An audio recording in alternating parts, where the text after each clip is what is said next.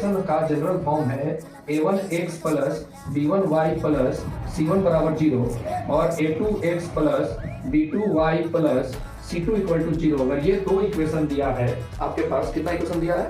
दो इक्वेशन, देखो पूरा कवर हो रहा है ना, दो इक्वेशन दिया है आपको। तो ये दोनों इक्वेशन से आपको पहले पता करना होगा कि जो इसका ग्राफ बनेगा वो कैसा बनेगा, है ना। संगत होगा, असंगत होगा, और संगत असंगत के अंदर भी प्रकार है। समपाती रेखाएं होंगी कि प्रतिच्छेद करती हुई रेखाएं होंगी कि समानांतर रेखाएं होंगी। तो दोनों ग्राफ है तो दोनों कैसा बनेगा इसके बारे में हम लोग जानते हैं। तो सबसे पहले हम लोग इसका अगर a1 बटा a2 नहीं बराबर होगा किसके, b1 बटा b2 के, याद रखिएगा। यदि a1 बटा a2 नॉट इक्वल टू नहीं बराबर होगा b1 बटा b2 के, तो इससे जो रेखाएं बनेगी, ग्राफ बनेगी, वो कैसी बनेगी बाबू?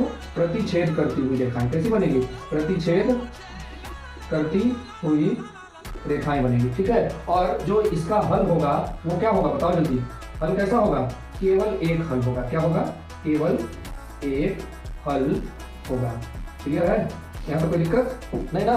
तो ये इसका जो ग्राफ बनेगा वो प्रतिच्छेद करती हुई रेखा, प्रतिच्छेद करती हुई रेखा का मतलब जो भी ग्राफ बनेगा उसमें इस तरह से कट लगता हुआ दिखाई देगा, ठीक है। तो प्रतिच्छेद करती हुई रेखा। दूसरा जो कंडीशन है बाबू, उस कंडीशन को ध्यान दो कि अगर a1 बटा a2 बराबर हो जाता है किसके, b1 बटा b2 के, और बराबर हो जाता है c1 बटा c2 के, यानी सबको जब हम लोग निकालें तो अगर तीनों का मान बराबर आता है तो ये जो रेखाएं होती हैं ये समपाती रेखाएं होती हैं। कैसी रेखाएं होती हैं बाबू?